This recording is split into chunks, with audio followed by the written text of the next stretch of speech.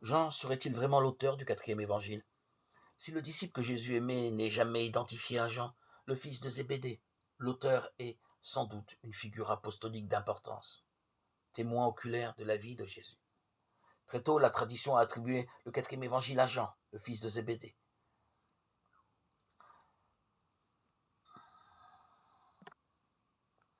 Le quatrième évangile est celui de Jean, l'un des disciples.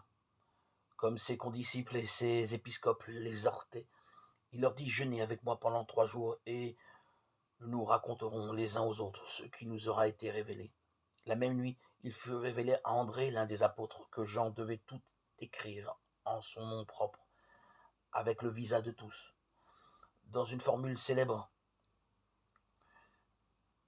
il est écrit: voyant que les autres avaient seulement relaté les faits matériels, Jean, le dernier de tous, encouragé par ses amis et divinement inspiré par le Saint-Esprit, écrivit l'évangile spirituel.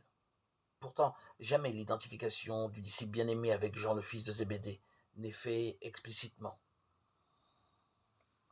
Au cours du XIXe siècle, la critique biblique s'interroge à nouveau frais. L'attribution du quatrième évangile au fils de Zébédée pose question, évoquant Pierre et Jean dans les Actes. Les Sanhédrites se rendent compte que c'étaient des hommes sans culture, Acte 4, 13. Dès lors, comment attribuer à Jean l'évangile le plus accompli de tous? Plusieurs hypothèses ont été évoquées,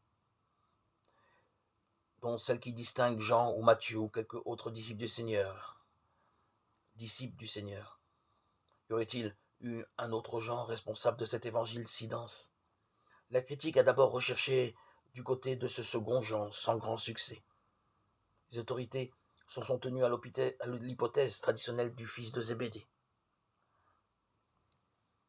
Des textes bibliques confirment cette attribution sans convaincre les auteurs avertis.